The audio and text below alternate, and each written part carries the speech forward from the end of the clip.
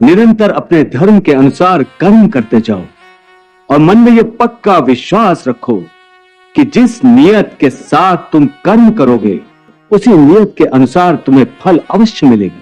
कर्म का यह अटल विधान है, इसमें कभी किसी के साथ अन्याय नहीं हो सकता। हे अर्जुन, प्राणी का कोई भी कर्म नष्ट नहीं होता, मनुष्य को अपने हर कर्म का फल अवश्य मिलता है। इस तरह प्राणी के कर्मों के अनुसार उन कर्मों का फल हर मनुष्य के प्रारब्ध में लिख दिया जाता है। इसी कारण हर जन्म में मनुष्य अपने ही कर्मों के बंधनों में बंध जाता है। इसी कर्म के बंधन में बंध जाने के कारण मनुष्य आवागमन अर्थात जन्म जन्मांतर के चक्रव्यूह में फंसा रहता है और उसे मोक्ष प्राप्त नहीं हो पाता। मनुष्य अपने एक जन्म में जो कर्म करता है उन कर्मों के फल के रूप में पाप और पुण्य दोनों ही होते हैं। कभी पाप अधिक होते हैं तो कभी पुण्य।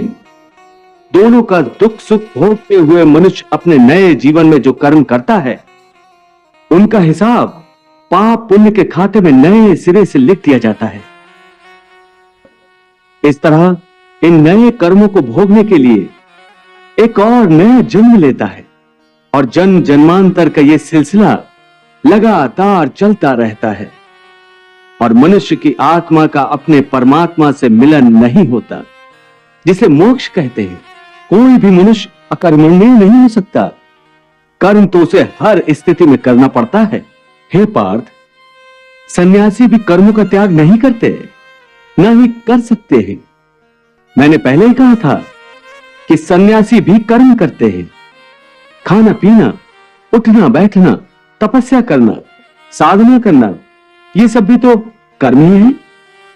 कर्म से कोई कैसे मुक्त हो सकता है? हे पार्थ, इसका तरीका यह है कि मनुष्य फल की इच्छा त्याग कर कर्म को अपना धर्म समझकर करे।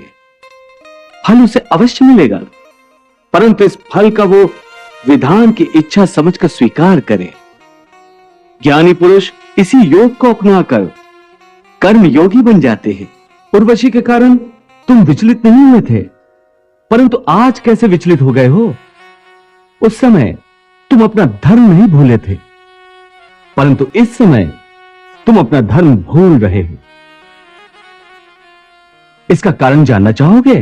तुम्हारा मन तुम्हारे काबू में नहीं है, क्योंकि तुमने कर्म योग नहीं अपनाया। हां अर्जुन, कर्मयोग के कारण कर्मयोगी का मन इधर उधर भटकता नहीं है। हे पार्थ, इसलिए तुम निष्काम कर्मयोग की साधना करो। और निष्काम कर्मयोग की सबसे बड़ी विशेषता यह है कि तुम कर्म करते हुए भी कर्म के बंधनों में बांधे नहीं जाओगे। इसका बड़ा ही सहज तरीका है। तुम कर्म फल में आसक्ति मत रखो, परंतु क्या इच्छा करने से मनुष्य को फल की प्राप्ति होती है? नहीं अर्जुन, क्योंकि फल तो प्रारब्ध के हाथ में है और जो भी मनुष्य फल प्राप्ति की इच्छा करता है उसका मन फल के बारे में सोचकर अपने कर्म और कर्तव्य से विचलित हो जाता है और उसे वो फल प्राप्त नहीं होता जिसकी उसने इच्छा की थी। पार्थ, मनुष्य केवल कर्म कर सकता है, फल कदापि मनुष्य के अधीन नहीं है, क्योंकि मनुष्य का धर्म है अपने कर्तव्य का पालन करना। इस कर्तव्य पालन के लिए आवश्यक कर्म करना। हे अर्जुन, जो साधारण मनुष्य फल की इच्छा से ही कर्म में प्रवृत्त होते हैं वो सुख दुख आदि के चक्र में फंस जाते हैं। उनकी मन शांति नष्ट हो जाती है। हर पल हर समय फल प्राप्ति के विचार से उनकी निद्रा उड़ जाती है। हे पार्थ, तुम दुर्योधन और उसके भाई को ही देखो। बचपन से ही दुर्योधन, शकुनी और दुशासन आदि ने हस्तिनापुर के सिंहासन को प्राप्त करने के लिए कितने अधर्म किए, याद है ना तुम्हें?